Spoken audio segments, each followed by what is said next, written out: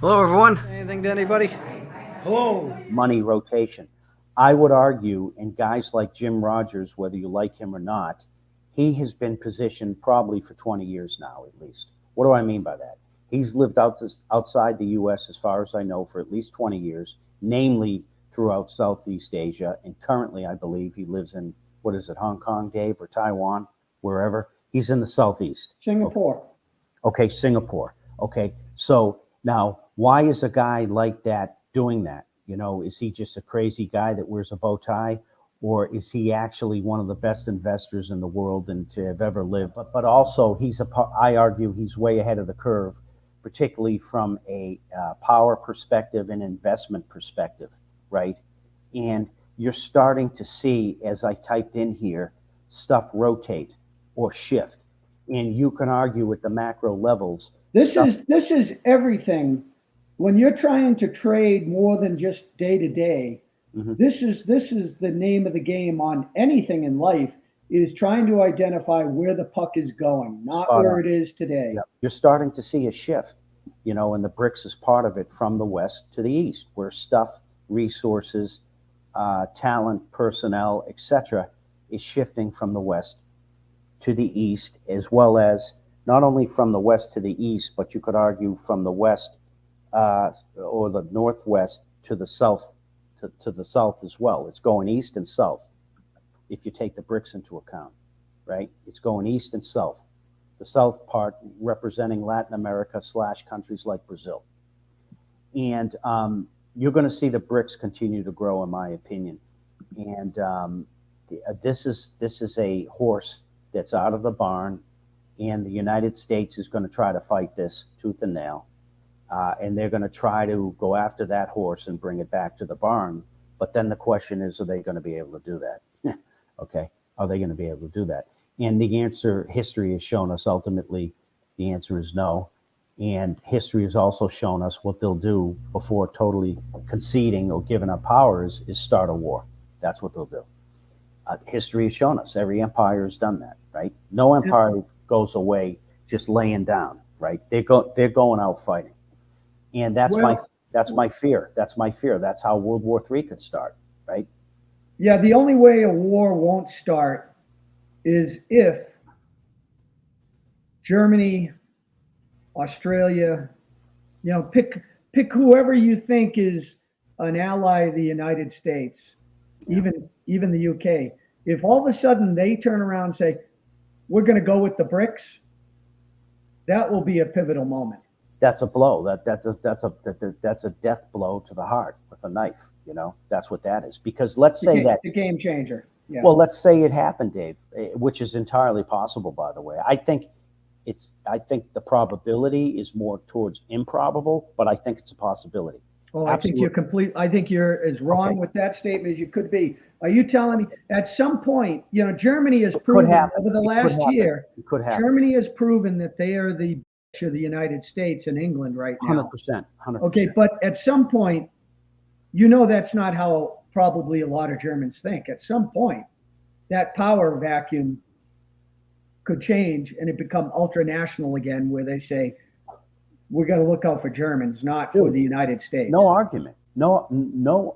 I'm agreeing with you. Okay, Yeah. I'm agreeing with you. I think right at this specific point in time, it's more unlikely. But as time goes on, you could argue it's doing this. It's creeping up. And if that ever did happen, that's another pull the plug moment.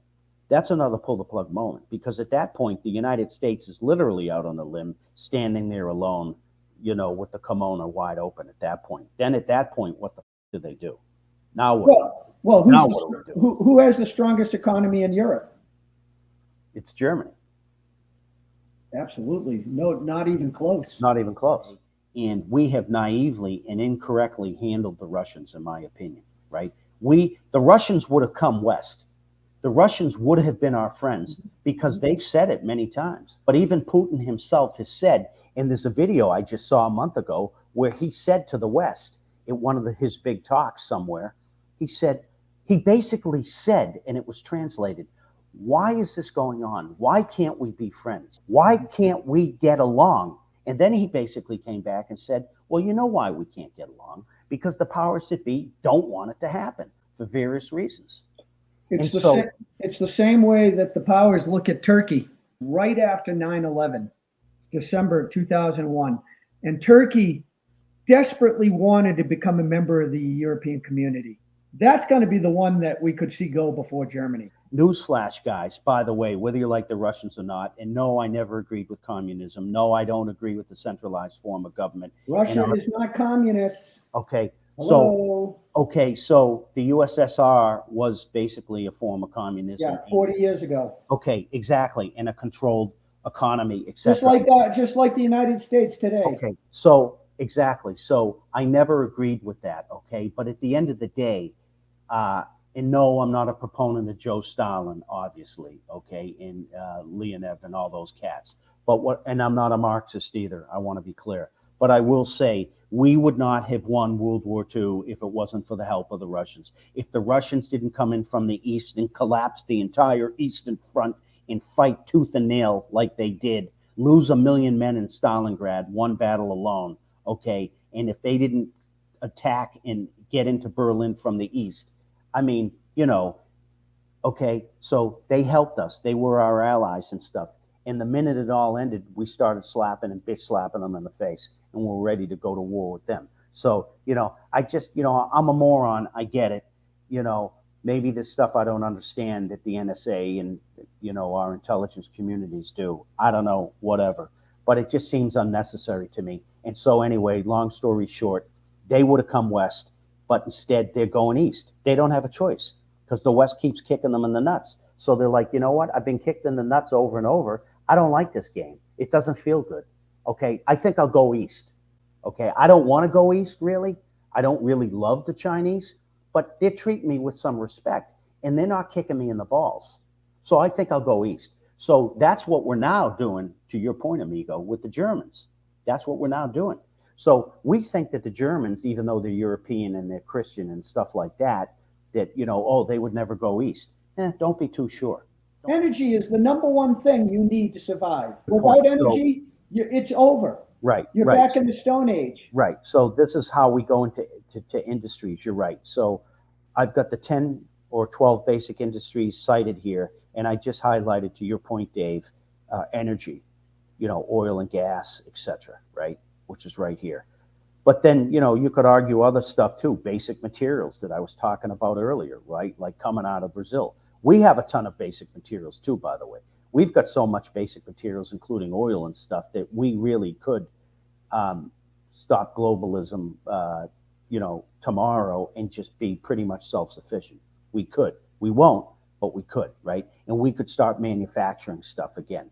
We could, but I don't think we will for No, they don't even allow new refineries in the United States. Exactly. We could do all that. We could be totally self-sufficient probably tomorrow. And oh, by the way, start paying off our friggin' debt that's at 32 trillion. We could do all that, but for whatever reason, we're not going to do it. I don't know why. We're not going to do the right thing. We're going to keep dragging the dagger across our throat slowly but surely. I mean, you could argue, okay, and this isn't conspiracy, but I feel like it's almost a form of controlled demolition of the U.S. Well, is anybody concerned or embarrassed by all these train derailments?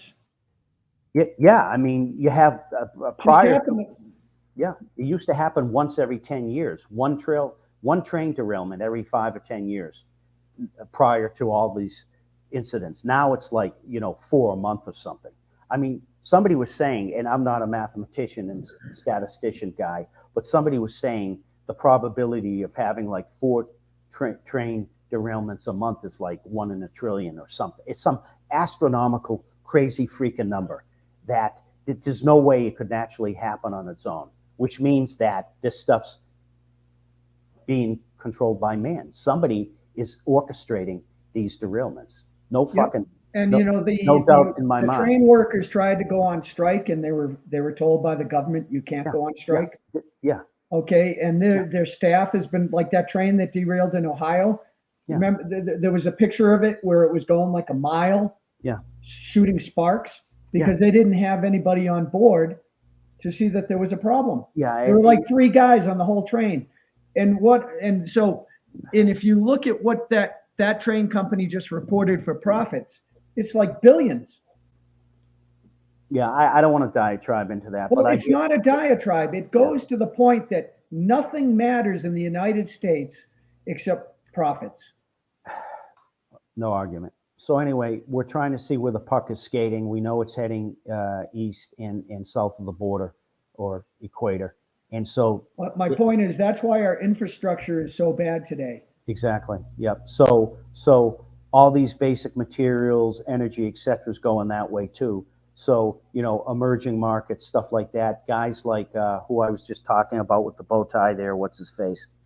Jim Rogers. Yeah, Jim Rogers. I mean, he's a genius in my opinion. He's 20 years ahead of the trend. He positioned himself 20 years ago in the East because he could see what was coming at the macro levels, and now it's starting to play out. It's starting to play out. Well, he was back in China in the 80s. So he has seen it all unfold. Yeah. So yeah, with his inner workings, his financial knowledge, understanding of markets, macro level, micro level, he knows how the Wall Street cats roll, how they think. He made his move 40 years ago. Talk about ahead of the curve. Well, the definition of a third world country, one of the definitions is that you don't have a middle class. It gets hollowed out. 100%. You have mostly poor, and you have maybe 5% ultra wealthy, and maybe, a little middle class. Yeah, it's called, look at dude, I don't want to be disparaging, but it's like Central America and a lot of South America. It's called the banana republic. What is a banana republic? My basic understanding is, like you said, you've got the 2%, 5% wealthy elite, whatever. You've got the 80% poor, and you might have a 10% if you're lucky middle class, 5% if that. Yeah, and your economy is bananas. Yeah.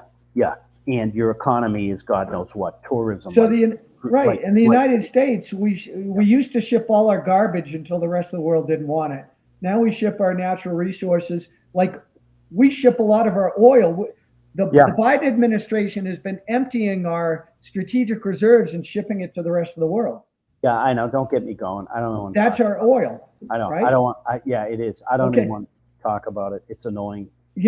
Somebody sent me a picture that they're putting up these blood donation centers next to dollar stores, Dollar Trees. Do you think that's an accident? No, hell no. Contrived. So the poorest people in the United States, I'm telling you, it's scary. Blood donations, blood exports is one of our largest growing exports because people are having to donate blood to be able to buy shit at the dollar store. I get it. To survive, get paid $20 for the day, donating 2 pints. Yeah, here's an Amazon card. Yeah. Good luck. You get to walk around all day, dizzy now because you're low on blood, literally. And then you get to do it 2 weeks. Even McDonald's used to be like a cheap restaurant. You could go, like you said, you'd go there for $5 and take $5 and have them at least get something in your stomach, right? Not anymore. Now it's $10, $12. Yeah, today where are you going? I mean, Taco Bell maybe? I don't know. Yeah. Chipotle, Wingstop. Yeah, well, that's I'll get a taco plate for $22.95. Thank you. Yeah. Yeah. Not including the beverage. But hey, the Chipotle stock is what, $1,700 now, whatever it is. $2,100, $2,200. $2,000 for a taco shop, a glorified corporate taco shop.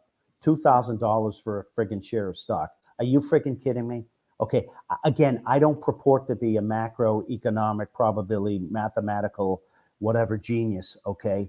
But really, I mean, I do have a dual degree in economics and finance for what that's worth. So maybe I understand slightly more than the average bear. But jettison that aside for a moment, just my common sense. $2,000 for a share of Chipotle stock, really? It makes tacos at the end of the day and burritos, really? That's what we manufacture. That's part of our manufacturing process now, I guess, right? Because we really don't build anything else of substance, right? Yeah, and Wingstop has a PE ratio of 120. So that's like 4 times a tech company. All right. Interestingly enough, BlackRock is the second biggest holder of Apple. I think following this is key. They're 62% almost held by institutions. The second biggest holder is BlackRock. So BlackRock, biggest hedge fund in the world. Yeah, they Probably own it all. probably have hundreds, if not thousands, of analysts. What do they know that I don't know? Just something to think about, guys. Now, for this week coming up, that you need to keep in mind, in my opinion, is Airbnb.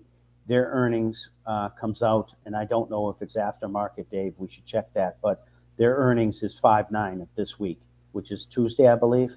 So this is one I'm watching closely.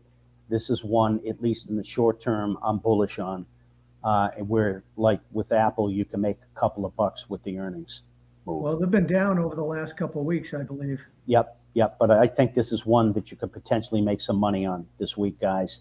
Short term, swing trade it over, get into it if you're not already into it now, which I am, to make a couple of bucks on it. This is held 67% almost by the institutions, Vanguard, namely, and Fidelity. Interestingly enough, BlackRock's not in there. But Vanguard's a pretty big outfit, as is Fidelity. Fortuna's coming up, by the way, mining industry.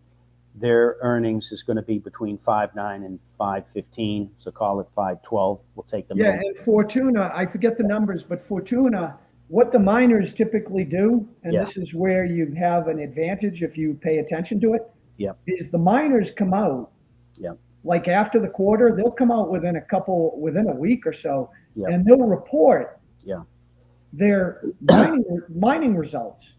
So they will tell you, we actually have this many more ounces. Oh. So Fortuna has already given that. So you can extrapolate that and figure out what the numbers are going to be. The only thing you don't know is what their costs have been. Okay. So, I'm going to be watching this closely with their earnings coming up. Now, because they've been punched in the face this past week. Oh, yeah. I mean, they seem to pop up and then they get hammered down like whack-a-mole. Yeah, they're roughly, I think they're around 380 right now. So they actually went up. Interestingly enough, though, they're held 38% plus by the institutions. Euro Pacific, which is Peter Schiff's company, I think, and Eric Sprott's in there. They're the biggest holders. But you don't have the typical players like the BlackRocks, the Vanguards. You don't have Van Eck? Van Eck is the one in the mining sector who owns a lot of it. Maybe Van Eck does hold them. I didn't notice them. The ones that I noticed. They do a lot of the ETFs, yeah. The ones I noticed was the biggest holders was Euro Pacific and Sprott, Eric Sprott's group. Yeah, so 38%. That's not a high institutional percentage. And that's why I pointed it out. Same thing with First Majestic, 36% and change by the institutions. The biggest holders are Vanguard, which most people know. And then, of course, Susquehanna. I put Susquehanna because I know them. I don't know how many people know them. And if you look at the price action of Fortuna and First Majestic and compare it to like Hecla or Wheaton Precious Metals, right? And you compare it, and I gave these numbers to Dan this past week when we messaged. Silver just popped over $26 for the first time since 2021. Right. Good point. And if you look at the price of those stocks in 2021, First Majestic is at half the price it was last time silver. Hold on. First Majestic is at $7 when it was at 14. That's what Fortuna is at 3 something when it was at like 7. Unbelievable. Okay, but Wheaton Precious Metal was at 45. It's now at 52. And Hecla, I think was I don't remember Hecla, but I don't think Hecla has been punished as much as Fortuna.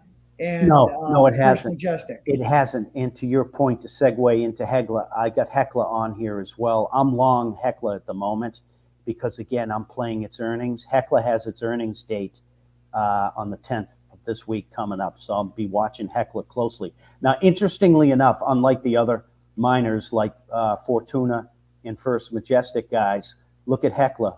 Notice, Dave, the institutional ownership. I understand, but what I was alluding to before, the earnings date for a company like Apple or for Meta or Microsoft is much more pronounced and you'll see a much bigger effect on the stock price.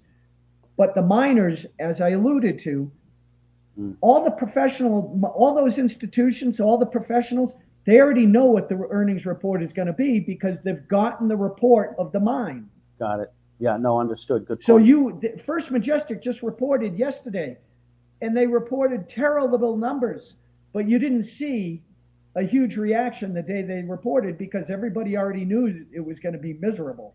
When you look at Fortuna and First Majestic here, as I cited these percentages on purpose, 36 and 38% held by institutions, and BlackRock's not even in there. That tells me a lot too.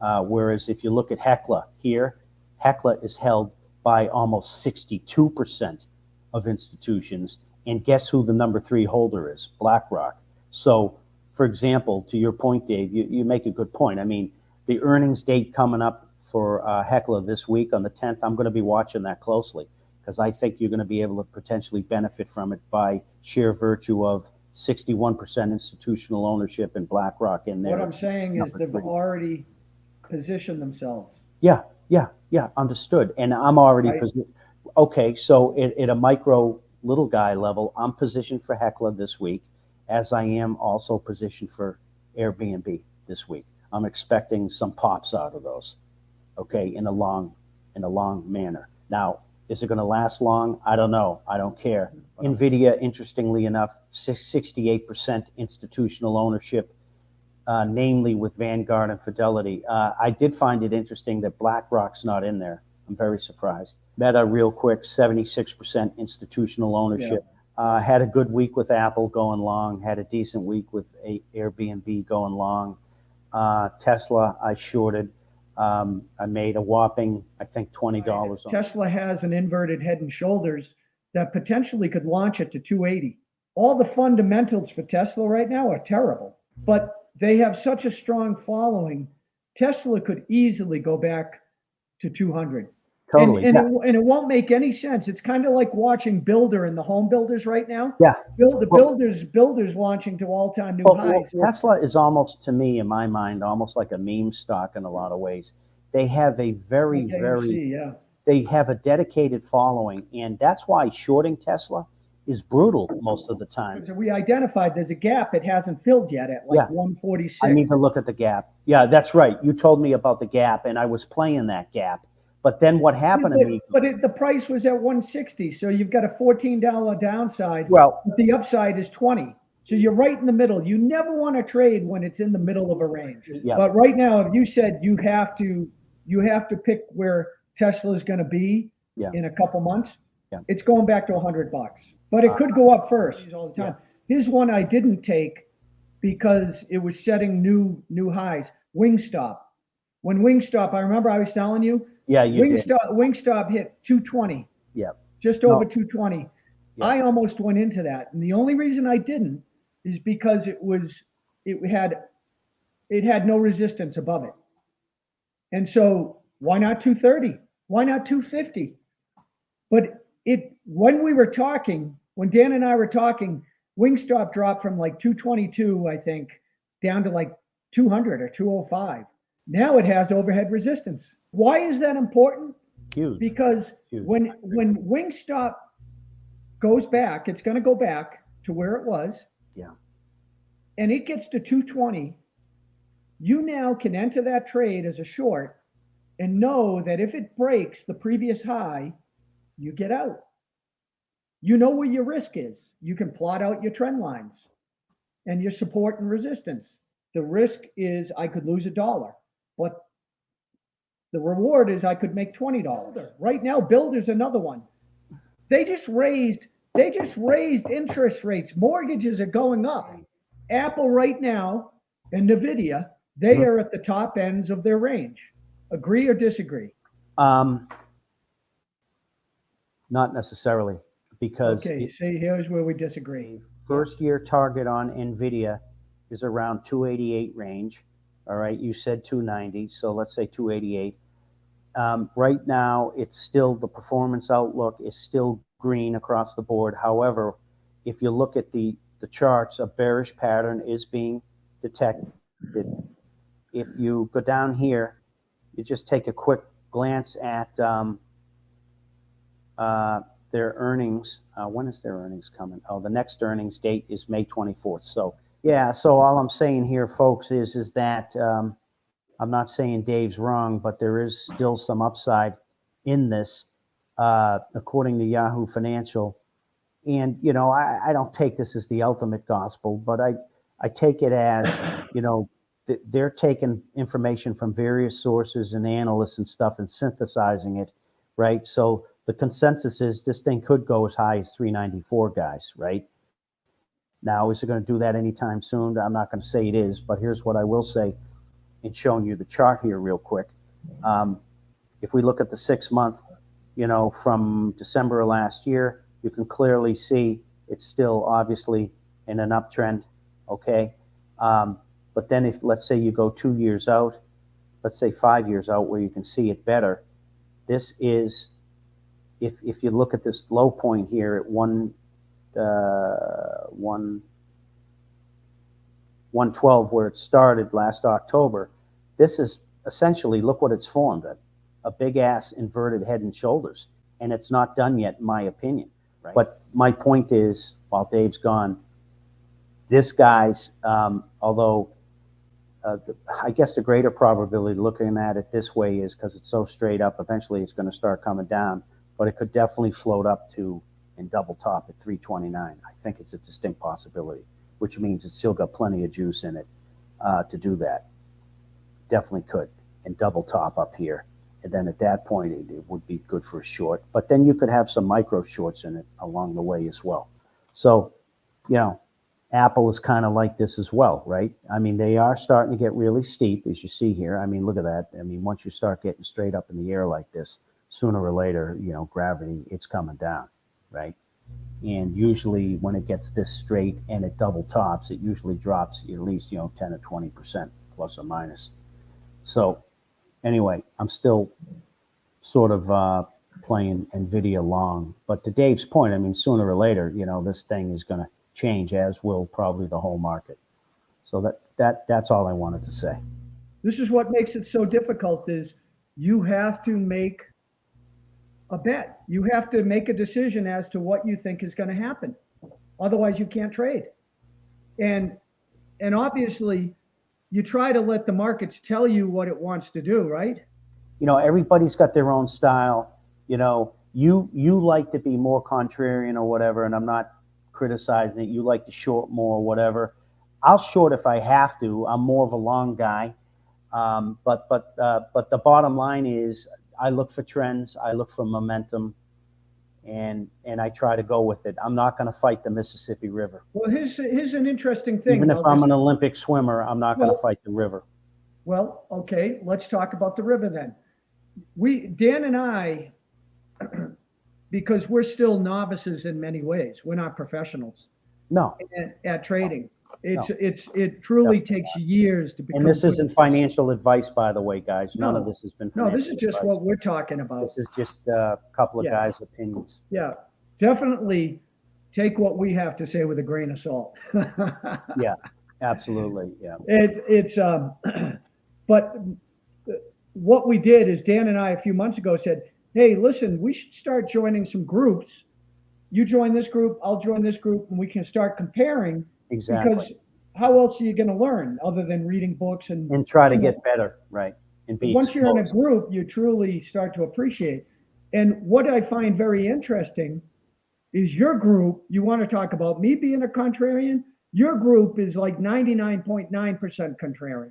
Yeah. They are short kings, big time. And the group that I joined, Texas Bob, they do a lot of option put spreads, and so they do a lot of long, but I think they tend to see that everything is pretty much like this now. The pros, I think, are going to ride the wave as long as they can, but I think the pros, if you put a gun to their head, I think they realize that the first half of the year is going to be different than the second half of this year for the stock market, is what they would say. If you look in the gold market, top-end royalty companies, Franco-Nevada, Wheaton Precious Metals, those things went up 20% in like a month. Yeah. But companies like First Majestic and some of these miners, Smaller ones, yeah. yeah, they got punched in the face. And what that tells you is that regular Joe is not investing in the mining sector yet. So you could look at that two ways. If you think that silver and gold are going to go higher, then that would tell you that eventually Tom, Dick, and Harry are going to start saying, wow, let's look for a miner to make us $1 million. Because So- that's what they're going to start believing. They're going to start listening to Doug Casey. And Doug's great, don't get me wrong. But, you know, the old school guys who'll be like, yeah, you leverage the silver and gold by going into the miners, right? If you look at the institutions that hold wheat and precious metals, unlike First Majestic and Fortuna, for example, which are only about What is it, 80% institution? 70%, 69.73, 70% institutionally held. So are you surprised? Is the company held by, 60%, let's say, of institutions or higher? If it is, then I'm going to look at it. And is BlackRock in there? WPM is Wheaton and FNV is Franco-Nevada. Franco-Nevada, dude, 74% institutionally held. Well, the reason people were investing in royalty companies is because the miners have increasing cost of, we talked about the currency exchange issue, right? Yeah. That raises your cost of labor, cost of energy. Cisco, which is symbol OR, they've gone from $12 up to $18 in 2 months. If the cost of everything drops, then the miners' margins increase, right? Royal Gold, another royalty company, RGLD, they were at $112 2 months ago. They were up to almost $150. Ooh, So that's another quote unquote 50%. The royalty companies really took off since March. yeah, I missed that train. Sorry, I missed that. Well, Metalla, MTA. If you look at the institution, it would be interesting to compare the institutions of Metalla versus, because Metalla went from, this is very interesting, MTA, it was at that same time frame, it went from 440 up to 580. So that's 20%. And it dropped back down to $5. Yep. And then there's Groy, which is Gold Royalty Company. They've been a dog. Right. But maybe the dog is where the potential is. Because this is what I'm saying, is when people start piling into a sector, what do most people do? Are most people going to jump into Franco-Nevada and Wheaton Precious Metals that have already run 50%? Or are they going to pick out Groy, right? Groy was at $2 and it got up to 243 and it's at 233 right now. So Metalla, real quick, is only held by the institutions 12%. 12%. Right. This is what I'm saying. This is giving your thesis credence about why certain ones are moving and certain ones aren't. Exactly. Oh, look at this. Groy, same thing. Held by institutions, 11%. It's not enough, dude. It's got to be 50% or more for it to move adequately. And again, no. What I know what you're saying. You're saying the opposite. You're saying because that is not what I'm saying.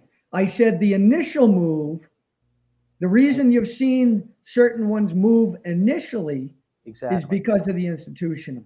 What I just told you is if silver and gold go higher, right, and Tom, Dick, and Harry starts moving into the market, right, they're going to be buying the Metallas, the Groys, the First Majestics. Well, because they're depressed. They're depressed. I understand. Well, that's a good point. So are they going to buy those like you think they should if they do their analysis and homework, or are they going to continue? Tom, Dick, and Harry does analysis and homework? Really? I didn't think so. That's why I brought it up. Or is he going to be more apt to pile into a wheat and precious metals? I would argue. Absolutely not. Tom, Dick, and Harry and Jane, they're going to say Franco-Nevada has already gone up to the top end of the range. It's $150 a share. I can buy Groy for $2. That's what they're going to say. You hope so. I can get 100 shares of Groy for 1 share of First Franco-Nevada. Well, and that's true. Hopefully they'll find that and drive it up enough. But right now, Dan, if you look 2 years ago, that what I'm describing to you is exactly what happened. okay, It's why First Majestic is getting pummeled because the institutions won't touch it. exactly. Yeah, no, I agree. And Tom, Dick, and Harry are not convinced. Tom, Dick, and Harry are not in natural resources still. No, they're not. They're not. But They're in Facebook. yeah, but the fact that Groy's only held by 11% of institutions, although BlackRock is in there, they're the number 6 holder. So if I understand what you're saying, I'm not sure I fully agree. I'm not sure I fully Well, agree. what is I saying? What do you not agree with? Okay, so what you're saying is Wheaton, Precious Metals, they've already made the crux of their big move and stuff like No, that. that isn't what I said. On top of it, That is not what I said. on top of I it, said they made the initial move. they made their initial move, and there's not a The initial move. right. Okay, so That's where the initial money went because that's the institutional money. exactly understood. And Yeah, I said, yeah, I if understand this that. move in silver and gold continues, then the Joe assholes will start piling into the First Majestic. They should start to matriculate into the smaller ones, right? Hopefully. So my thesis is, if you start to see silver and gold break out of this resistance it's at right now, Yeah. you could get into the dink stocks that Yeah. haven't moved Yeah. and probably ride those up 50% very quickly. First Majestic will go to $10 within a month. If silver and gold break out of this, First Majestic will go to $9.50, $10, right? Within a month. Oh, easily. I mean, First Majestic should already be at, in my opinion, I'm biased, 20, 30, maybe $50 a share, but it's not. Well, it was at $14 when silver was at $26 2 years ago. Its next stop, I believe, is going to be 28. Then it'll pull back again, and then it's going to keep going. I think with the BRICS doing what they're doing, the Russias of the world, the Chinas, etc., they want a system and a currency backed by something meaningful. That's going to continue to drive and perpetuate this to the point where the powers that be, they're not going to be able to hold that beach ball, that huge beach ball under the water indefinitely. Eventually, it's going to make its way up. We don't even have to say this is theory because last year, Russia has already set this precedent. Yeah. Yeah. They already said and it's happening. Yeah. It's just not being reported by our media. Exactly. Russia said to Germany and the Eastern Europe and Western Europe, exactly. They said, we'll sell you our oil. Yeah, exactly. For 1 barrel is 5,000 Russian rubles. Yeah. Or a gram of gold. It took them 50 years or 80 years to figure it out, but the Russians and the Chinese and the other people finally figured, the U.S. is the 800-pound gorilla, but if we band together, China's the 400-pound gorilla, Russia's the 300-pound gorilla, the Iranians are the 50-pound gorilla, and then you pile a whole bunch of others in there. Now they're up to 1,000 pounds real quick. Now they can take on the 800-pound gorilla together. And it's serious. That's what's happening. And it's serious when you see lifelong enemies hugging each other, each other's and saying, hey, your enemy of my enemy, you're my friend. We have been in the Middle East for how long? 50 years or whatever, the U.S. And the Chinese go in there in about 20 minutes, and they broker peace between the Saudis and the Iranians, correct? Yeah, okay. They did that deal in about 20 minutes that we haven't been able to do in 50 years. Now, I'm being hugely facetious. Why haven't we been able to do that? Because ultimately, the intent, I argue, and the will was not there for whatever reason. It obviously wasn't there. But the Chinese were able to do it in about 20 freaking minutes. Okay? Well, it's because two countries that have always hated each other's guts are now starting to get along and look our direction. It's very simple, Dan. If you wanted to get in, I get it. I just spelled it out, right? If you wanted to be in my club, you'd have to play by my rules. Right. So Saudi, Iran, you want in the club? You want to be part of the BRICS Plus? Yeah. Then you got to play these rules. Exactly. That's how you know those two are going into the club. Yeah, Yeah. So the BRICS is the equivalent of those countries taking their ball out of the game that we set up and saying, look, we're not interested in your game anymore. We're leaving. Losing Turkey to the BRICS Is yeah, it's will a big hurt. blow. Will It's a hurt. big blow. Yeah, it's a boom. It's a big blow. I get that totally. I fully And that could understand be, that. and Turkey and Germany are like this. Yeah. No, I They're know. like this. I know. Together, they're a powerhouse. They are. My point is, when Turkey goes, Yeah, that may pull Germany with them. Yeah, I know. Yeah, and that's why I just said what I said. I mean, I'm not a total retard. I'm just a half a retard. But bear with me. I get it. If those two go into the BRICS, that is major, that much more steam and momentum. And another kick in the nuts to the West. A big kick, by the way. A big kick. No joking around here. Sometimes damage is irreparable. That's my fear. Exactly. You can't always come back. That's right. It's like Humpty Dumpty. Once he falls off the wall and that egg smashes into a million pieces, yeah, I know you're standing there with the 45-gallon of Elmer's glue. But, good luck trying to put it back together. It probably ain't happening. You mean there are consequences? That's what I learned growing up. But hey, who am I? I mean, we live in a world now. I mean, you got the leaders. I mean, look at the stuff they do. I mean, it's like, guys, did you give this any thought? Oh, by the way, I'll end on one more note. This past week, and I'm not happy about it, somebody sent a missile over to the Kremlin. Why would I be, happy about it? Again, I'm not sticking up for the Russians. I love America. But why would I be happy about that? That's a sovereign nation, whether you like it or not. And they sent a missile to the effing Kremlin. Really? What would we do if a missile went to the White House? Are you shitting me? The stuff would hit the fan so quick, your head would explode. We'd be at war right now. We're in the South China Sea, by the way, and Americans don't seem to think that's a big deal. What if the friggin' Russians and the Chinese were floating around in the Gulf of Mexico with missile cruisers and stuff off the coast, the west coast of Florida and south of Alabama? Are you shitting me? The shit would hit the fan so quick, you couldn't register that. Dan, this is why it's scary. This is why there must be blood, because if you did not believe anything that you just said, would you believe it when you saw that your guts in your hands? Would you then believe that you made the wrong decision? Exactly. So I don't. You can ignore reality, yeah, but you cannot ignore the consequences of ignoring. Yeah, reality. I totally agree. That's why I brought that example. So people like the people you reference to, like when you debate your mother or these other people you reference all the time, is anybody in our country can have an opinion. 100%. It doesn't mean you're right or rational, but yeah, you're entitled to your opinion. And that's what you find out with trading. I guess we can make a trade, and we find out whether we were right or wrong. 100%, and it's a humbling experience. Yeah, I mean, you at the end of the day, you learn that you're a human being and that you ain't making the call every single time. All right, Dan. Well, we'll figure out what the week is.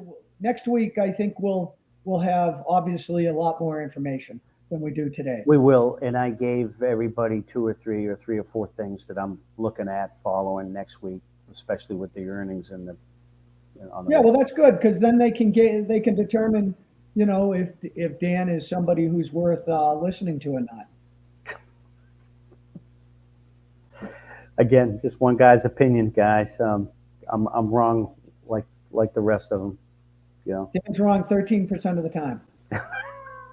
The last few months, 3 or 4 months, it's been pretty good. That's why Dan just bought $1 million mansion. Not true, by the way. Totally untrue. Not even close. I've got kids and stuff. That stuff's expensive. That's why he just bought a brand new $120,000 F-150. You're such a dick. Not even close, guys. I drive a 7-year-old Santa Fe. Give me a break. Yeah, but if anybody has any questions for Dan, or they want him to evaluate a ticker or something like that, then we can do that. I'd be happy. Maybe we'll try to get Greg back on Silver Liberty. Yeah, Greg's awesome, man. And maybe we'll do some TA with Greg live. That'd be pretty cool. Is all three of us call up a chart and we can analyze what we all see on the That would chart. be fun. That would be fun. Get the 3 different opinions, see if they corroborate it all, or if we're Yeah, way I'll try out. to set that up. Sounds good. We'll catch up. All right, man. Cheers. Cheers. Peace.